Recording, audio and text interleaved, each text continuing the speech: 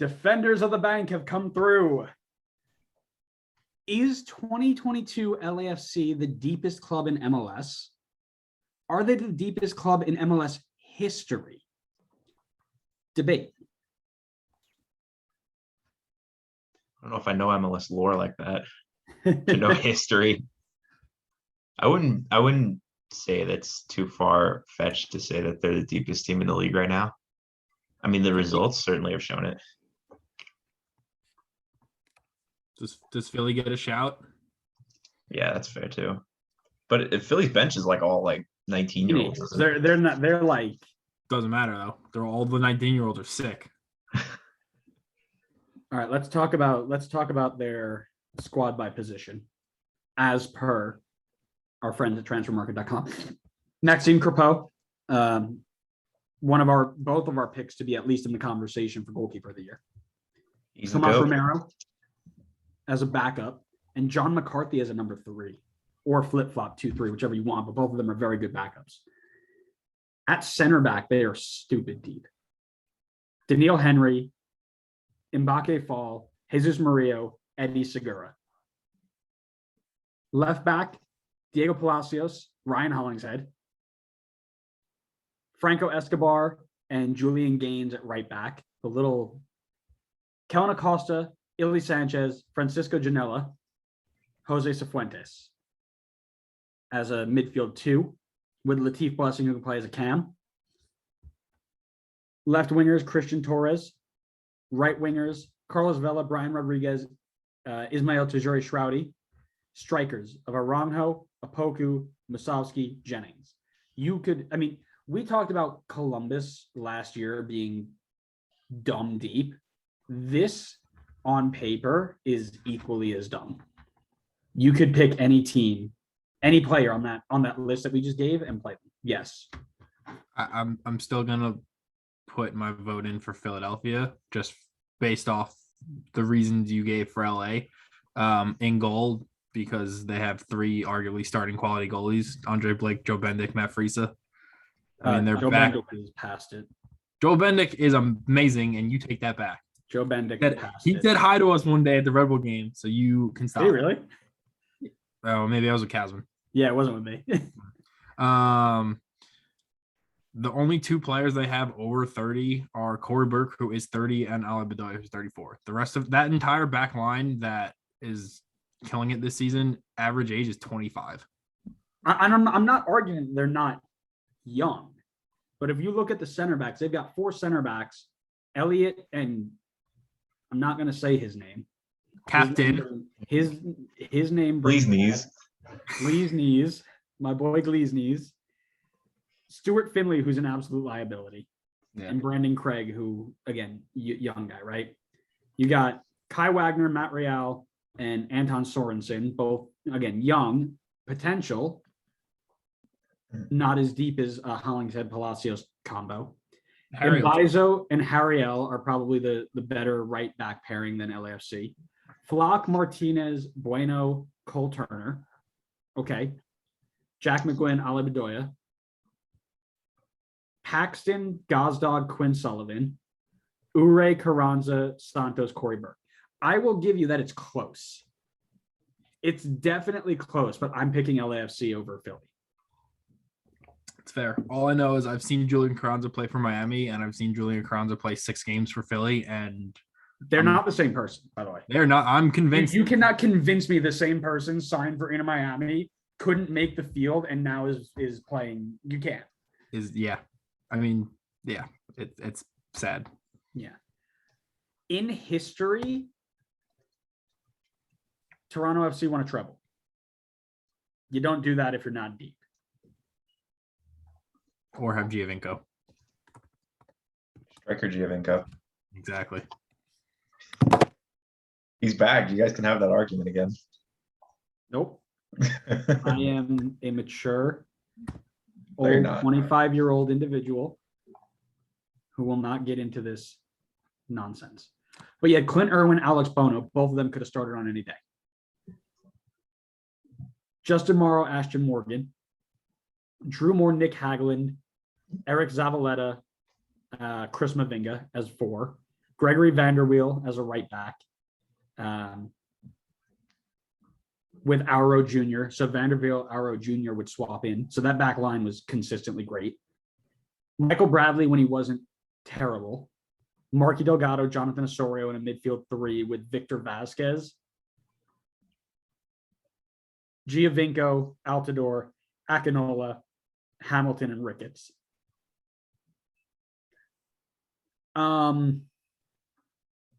It's not a great strike force. 2018 Josie Altidore? Yeah, it is. No, I meant across the board. Okay. Like Gio's fantastic. Josie was good. The other two were meh. Yeah, I agree with Adam on that one. There is an argument that can be made for them being the deepest team in history. I don't think it matters if they don't win anything. You can be as deep as you want. If you're not going to win something, it doesn't matter. Sure. So that you can definitely make an argument. And to Connor's point, right? I don't have MLS lore back past like 2012. So, and no team in 2012 outside of maybe LA Galaxy were truly deep. 2018 Red Bull have a shout, I think. But I would say that in my recent, with lack of review of every team from every year for the last 26 years, I would say there's definitely an argument that can be made that they are the most deep team in history. I will counter that by saying it does not matter if you can't win at least an MLS Cup. A tiny banner. Tiny banner. If you can't get a tiny banner, you're useless. I think, can we petition to make that just a thing? Like whoever wins just has to get a tiny banner. And it gets smaller and smaller and smaller. I agree with that. That's their punishment for not having a stadium, by the way. It's fine. They don't need one. That's not a requirement for being in this league for 8 years or whatever it is. One more question from our friends at Defenders of the Bank. Is there a component of MLS you would change and why? I'm going to let you go first because I've got a good tangent for this one. I mean, I alluded to it before, but just the salary restrictions. Granted, I haven't spent that much time trying to understand it, which I probably should do considering how much I follow this league, but I don't understand TAM and all this nonsense with trading and people getting sold for, third round draft picks and 2 bottles of Coke. But teams should be allowed to, fill the roster with how they want and to build it the way they, arguably should. We shouldn't have these crazy rules on you can only have 2 international people and, it just limits on what this league, I think, can become. Because the money's there. Yeah, don't worry about it. We actually tried to explain this like 3 episodes ago live, and I actually had to look it up. So don't you worry, friend. Yeah, Connor, what do you got? We should get rid of whatever salary thing we've got in place right now that is super confusing and a mess. And we should just let people spend. And the San Jose's and the RSLs will pay the price for not spending because they will just consistently lose. And I feel like they need to essentially be punished for how much they don't spend, or like Colorado too. Like the fact that teams just don't use all 3 designated player spots is like wild. Just doesn't make any sense. So yeah, I think I agree with Adam. Anything else you want to get on a soapbox for? Add to Connor's though, if you're not gonna, I don't know how you would punish teams for not using it their DP spot or not trying to build it, because we don't have relegation. So realistically, San Jose can exist in this league for the next 20 years. They don't have to fill those spots. They can continue to exist and play games and lose 29 games a season. And there's nothing that's going to happen. People are still going to show up. I don't know how many people would continue to show up. Yeah, I mean, they have 9 people that go to games anyway, but yeah.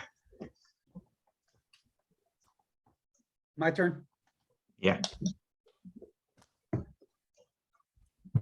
Supporter shields are more important than MLS Cups. I want it written down. I want it publicized. I want it everywhere. Because I'm so tired of hearing people say, look at me, I won a little tournament. And your 34 games of greatness don't matter. I'm actually not as mad about that as I thought I would be. Because it's stupid. What are we sitting here celebrating? You got New York City fans who are the worst fans in the league. They make Atlanta fans look bearable. Celebrating a Mickey Mouse trophy because they won it during COVID year when the best team in the East couldn't even play 9 of their 11 normal starters and their backups were out too. They were playing a literal USL 1 side and they were celebrating it. Red Bull go out and our best team 3 out of 5 years, and it's just like, whatever. Doesn't matter. I'm over it. I'm so over it. Red Bull to the moon. Supporter shields are more important than MLS Cup. Thank you for coming to my TED Talk. I mean, that's just a product of this league existing in this country because we love playoffs, and you can't just end a season with a winner and be like, all right, good job. We have to then, let the 8th place team somehow pull an upset, even though they finished 8th all year. Like, yeah, you get a trophy for winning 3 games. Like, imagine Man City winning the league, and then you tell them, oh, you actually have to play Wolves to actually win a trophy. So I will tie this back to the way that you did it as well. If we have pro rel, playoffs don't matter because your excitement at the end of the year doesn't come from the playoff push. It comes from the promotion relegation battle. So it's the gap. It's the filler gap for that. But yeah, I mean, listen, I've made it very clear on this podcast that is something that I care very deeply about. And if I were to change one thing about MLS, that's what it would be. Thank you for coming to my TED Talk. We good? Mm-hmm. Sure. Cool. I would like to go out and say thank you to the defenders of the Banc Podcast for being here and being a part of our road to 100, for your question and for your great coverage of MLS and LAFC as a whole. We really, really appreciated you guys coming on back in season 1. And we really hope you guys have a great rest of your year, or rest of your podcast. And we look forward to hearing more from you.